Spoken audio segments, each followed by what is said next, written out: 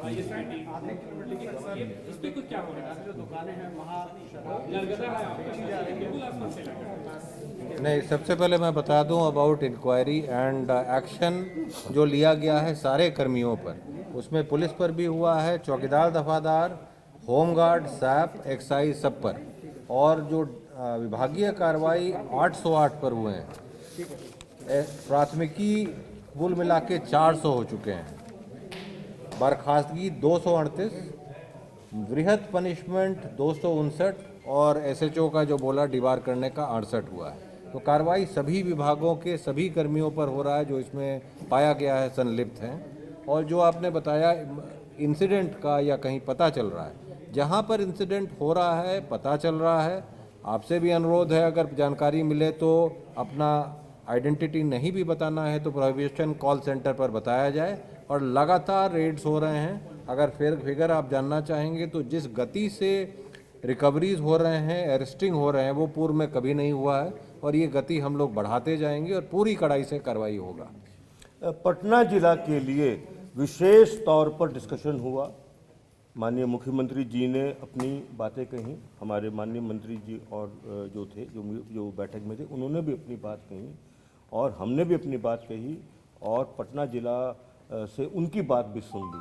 एक बात बिल्कुल क्लियर है कि पटना जिला को अलग से देखते हैं क्योंकि वो राजधानी है, वो पूरे जो प्रशासन, पूरे सरकार की छवि होती है। तो पटना जिला को हम लोग विशेष तौर पर देखकर और उसमें और मजबूती से और अच्छे तरीके से इसमें कार्रवाई करेंगे, इसको इम्प्लीमेंट करेंगे, और जो लोग भी इसमें रास्ते में आने की कोशिश करेंगे उनके खिलाफ हम बहुत सख्त कार्रवाई करेंगे, चाहे कोई भी।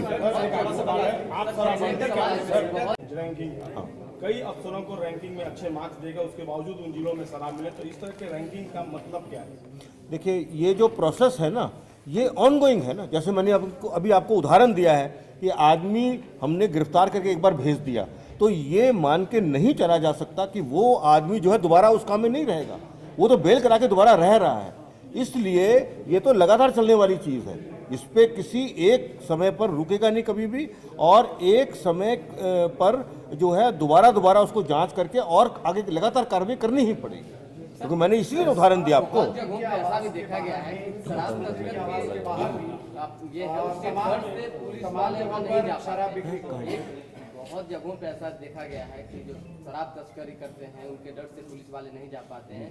2 ही महीने पहले सराय थाना प्रभारी को हमने फोन किया था, एक जगह शराब काफी ज्यादा भंडार हो रहा था, तो वहाँ नहीं पहुंची पुलिस टीम। नहीं, पुलिस को पहुंचने में कोई दिक्कत नहीं है, ना पुलिस की संख्या में कमी है। इसलिए अगर कोई सूचना हमें मिल रही है तो हम उस पर सख्त से कार्रवाई करने में सक्षम हैं, और पुलिस की जो एडिक्वेट स्ट्रेंथ में वहां जाने की जरूरत है उसके लिए भी हम सक्षम हैं, उसमें कोई कमी नहीं है। कुछ इसी तरह का मामला आया था, मेरे पास वो रिकॉर्डेड है मेरे हिडन कैमरे से, कि उसमें उन्होंने कहा कि वहाँ हम नहीं जा सकते क्योंकि पुलिस फोर्स हमारे पास नहीं है। देखिए, ऐसा है ना, देखिए अब मैं आपको एक बात और कहना चाहूँगा, एक पूरा पुलिस तंत्र है ना। हम एक सिपाही का कुछ बात कर लेंगे या एक एएसआई कुछ कह देगा तो उससे पुलिस की बात का फैसला नहीं हो सकता है ना। मेरी बात तो सुनिए, मेरी बात सुनिए ना। मान लीजिए आपको किसी ने कहा, तो आपने अगर उससे वरीय पदाधिकारी से बात की, उसने भी वही कहा, उससे वरीय से बात की, उसने भी वही किया, तब कोई बात मतलब मानी जा सकती है। अगर एक रास्ते में या एक थाने पे गए, आप फाड़ी में गए, वहां पर किसी से पूछ के अगर आपने बात कर ली, वो रिप्रेजेंटेशन जो है वो पूरी पुलिस का नहीं हो सकता है। नहीं, वैसे भी पुलिस का कार्रवाई तो ऐसे ही होता है कि अगर कम दल है, कम बल है, तो उसको रीइंफोर्स किया जाता है और बड़ा बल बना के फिर रेड किया जाता है, तो वो तो तुरंत। क्या कहना है आपका? किसका? मंगल पांडे सर के बाहर वो हम लोग देखें, वेरीफाई करके उस पर कार्रवाई कर देंगे, इसको नहीं खत्म करें। स्वास्थ्य मंत्री के आवास के बाद शराब की डिलीवरी हो जाती है, सीएम जा रहे थे वहाँ के 1 किलोमीटर के दायरे में जहाँ भी चाहिए शराब आकर आपको पहुँचा देता है। इस पर सब चर्चा हो गई। देखिए, ऐसा है ना, इस पर अब सब चर्चा हो चुकी है, इसको क्वेश्चन को रिपीट करने का फायदा नहीं है। हमने बहुत इलेबोरेटेड तरीके से, बहुत डिटेल में आप सबको बता दिया। चलिए, बहुत बहुत धन्यवाद। और यह मद्य निषेध के बिंदु में बहुत ही महत्वपूर्ण निर्देश दिए गए हैं माननीय मुख्यमंत्री द्वारा, और बिल्कुल कड़ी कार्रवाई करने का निर्देश दिया गया है। 11 बजे से 6 बजे तक ये बैठक चली, और उसमें कुछ महत्वपूर्ण निर्देश जो दिए गए, सर्वप्रथम तो जिस थानों में कोई कार्रवाई नहीं की गई है उसको आइडेंटिफाई करके और यह स्टडी करना कि जब पूरे राज्य में कार्रवाई हो रही है तो पिछले 3-4 साल में कोई कार्रवाई जिस थानों पर नहीं हुई है तो उसको आइडेंटिफाई किया जाए और कार्रवाई किया जाए। जो बॉर्डर एरिया से जो जिस रूट से स्मगलिंग होता है शराब का उसको आइडेंटिफाई किया जाए, उसे प्लग किया जाए। इंटेलिजेंस गैदरिंग सबसे इम्पॉर्टेंट है और एक्शनेबल इंटेलिजेंस लेते हुए उनको देखा जाए कि कहीं अगर सरकारी कर्मी कोई अगर किसी की मिलीभगत है तो उस पर कड़ी कार्रवाई का निर्देश दिया गया है और सरकारी कर्मी को बिल्कुल नहीं बख्शने का आदेश दिया गया है, किसी को माफ़ नहीं करना है। रिकवरी का शिफ्टिंग अगर बॉर्डर डिस्ट्रिक्ट से अंदर के डिस्ट्रिक्ट्स में हो रहा है तो यह समझना है कि बॉर्डर डिस्ट्रिक्ट में क्यों नहीं हो रहा है। अगर कोई केंद्रीय स्तर से टीम जाती है जिलों में और उसके द्वारा वहाँ रिकवरी किया जाता है तो स्थानीय स्तर के पदाधिकारियों पर भी कार्रवाई होनी है। कॉल सेंटर के एफिशिएंसी पर विशेष बल दिया गया है। कॉल सेंटर पर जब कंप्लेन आता है तो उसको शॉर्ट रिस्पांस टाइम में रिस्पांस होना है और पब्लिक का जो आइडेंटिटी है वो डिस्क्लोज नहीं होना है ताकि कोई भी उस कॉल सेंटर पर कंप्लेन कर सके। जो कमिटेड ऑफिसर्स हैं नशाबंदी की ओर, शराब मुक्ति की ओर, उन्हें महत्वपूर्ण जगह पर पोस्टिंग करना है। सारे प्रभारी मंत्रियों को निर्देश दिया गया है कि वो मैसेज स्प्रेड करें। सारे प्रभारी सचिवों को भी निर्देश दिया गया है कि कम से कम माह में एक बार अपने ज़िले में जाएंगे, अन्य विकास कार्यक्रमों के साथ वो शराबबंदी में क्या कार्रवाई हो रही है उसकी भी समीक्षा करेंगे। प्रचार प्रसार पर विशेष बल दिया गया है। झारखंड, उत्तर प्रदेश, पश्चिम बंगाल से जो शराब आ रहे हैं उनको कैसे रोका जाए उस पर कार्रवाई करना है। मुख्यालय स्तर से जितने वरीय पुलिस पदाधिकारी हैं उनको भी निर्देश दिया गया है कि वो लगातार फील्ड में रहेंगे। हाँ, मैं जोर की इसमें सबसे जो इम्पोर्टेंट बात है वो ये है कि एक तो अपनी इंटेलिजेंस मशीनरी को गेयर अप करना है। हमारी जो इंटेलिजेंस मशीनरी है वो पुलिस हेडक्वार्टर्स के लेवल पर भी है और डिस्ट्रिक्ट लेवल पर भी है और उनसे एक्शनेबल इंटेलिजेंस जनरेट करवा के और लगातार जो है वो रेड्स करनी है। लगातार जो शराबबंदी में विरोध उत्पन्न कर रहे हैं या शराब का व्यापार करने की कोशिश कर रहे हैं उन पे सख्त से सख्त कार्रवाई करनी है। अगर हमारी सेंट्रल टीम यहाँ से जाती है स्पेसिफिक इन्फॉर्मेशन पर किसी भी ज़िले में कि और उसके किसी भी थाने में और वो सेंट्रल टीम के द्वारा अगर किसी प्रकार की कोई रिकवरी होती है तो संबंधित थाना प्रभारी को तत्काल निलंबित किया जाएगा और शो कॉज जो है वो हायर फॉर्मेशन पर भी किया जाएगा और जिम्मेदारी फिक्स होगी। ये दूसरा पॉइंट है। तीसरा पॉइंट ये है कि जो हमारा क्राइम की प्राइमरी ड्यूटी जो है क्राइम कंट्रोल करने की, लॉ एंड ऑर्डर मेंटेन करने की, वो प्राइमरी ड्यूटी को किसी भी तरह से डाइल्यूट नहीं होने देना है और इस ड्यूटी के साथ साथ बहुत ही मजबूत तरीके से बिल्कुल कमिटमेंट से ओनरशिप लेकर जो प्रोहिबिशन के जो लॉज हैं उसको एनफोर्स करना है, हर लेवल पर एनफोर्स करना है। जो वायलेटर्स हैं उन पे बहुत ही सख्त कार्रवाई करनी है। जैसे कि अगर किसी एसएचओ की शिकायत आती है तो 10 वर्ष के लिए उसे जो है वो एसएचओ का पद दोबारा नहीं देने की बात है और अगर किसी का डायरेक्ट टाइप का कनाइवेंस आ जाता है तो उसकी जो है उसे सीधा डिपार्टमेंटल एक्शन करके उसे डिसमिस करना है।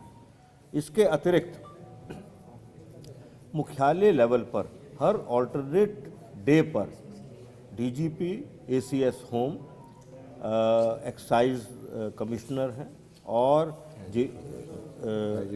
आईजी प्रोहिबिशन है, उनके स्टाफ हैं, उनको रिव्यू करते रहना है कि जो भी डायरेक्शंस दी जा रही हैं वह डायरेक्शन किस हद तक ज़मीन पे उतर रही हैं और इंश्योर करना है कि जो भी डायरेक्शन दी जा रही हैं वो हर हालत में ज़मीन पर उतरे।